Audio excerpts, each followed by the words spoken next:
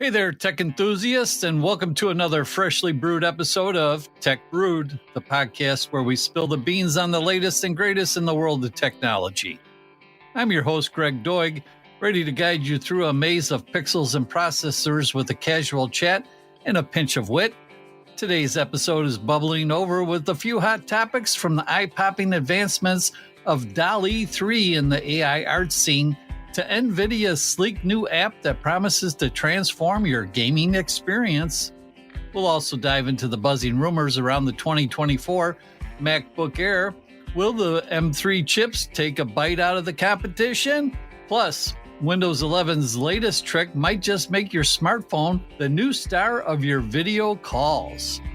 So strap on your virtual seatbelts and set your curiosity to high, because we've got a thrilling tour of the tech world lined up for you. Let's get this show on the digital road. Hey folks, get ready to swim in the digital palette of AI-generated creativity, because today we're diving into the deep end with DALL-E3.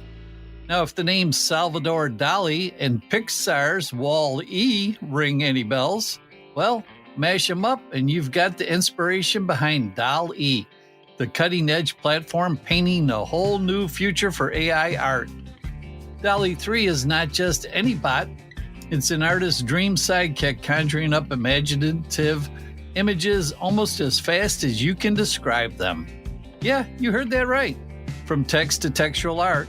But it's just not about speed we're talking a quality leap that's got sharper details and texture so realistic you'll be doing double takes.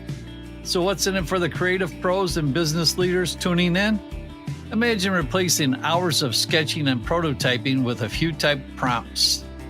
Product design, marketing visuals, social media content, all getting that deluxe visual treatment usually reserved for companies with deep pockets.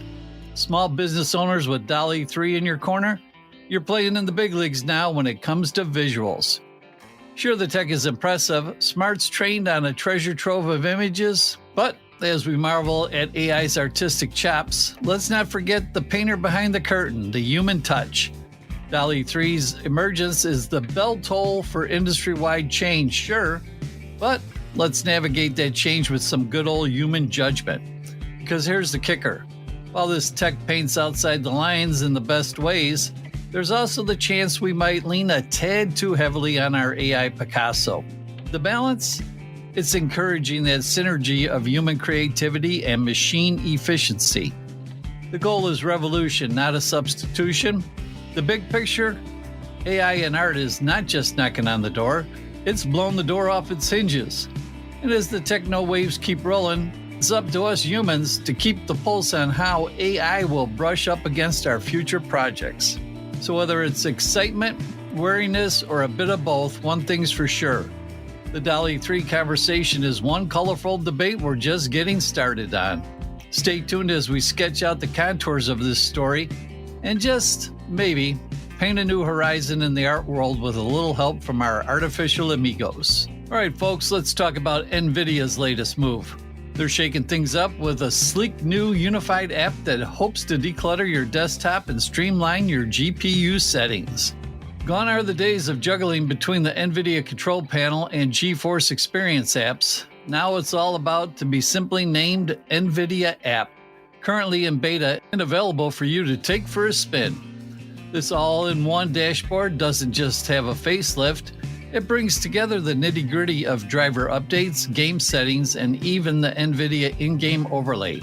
Speaking of which, prepare to be just a quick shortcut away from checking your frame rate, streaming your epic gameplay, or taking screenshots with Nvidia Shadow Play.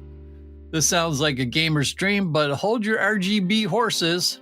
We're still missing a few features from the GeForce Experience, like broadcasting to YouTube or Twitch. Nvidia says ditching these has trimmed the fat, making the new app faster and less of a digital hoarder on your precious SSD space. Next up, I took a peek at the new app and let me tell you, it's zippy. It has this left column layout that cuts straight to the chase, which honestly should save us all a few clicks. But here's a neat twist. Not needing to log in to download and install drivers. That's a definitive thumbs up for me. On a side note, if you do give the beta a whirl, It'll give your GeForce experience the old yeller treatment, but it doesn't touch the Nvidia control panel. Nvidia's playing coy about when this beta phase will end or when they'll retire the old apps, but stay tuned. So in the meantime, why not take the Nvidia app out for a roll? It might just clear up some desktop clutter and speed up your quest for the optimal gaming setup. Just maybe keep the celebratory fireworks on hold if you're a streaming aficionado.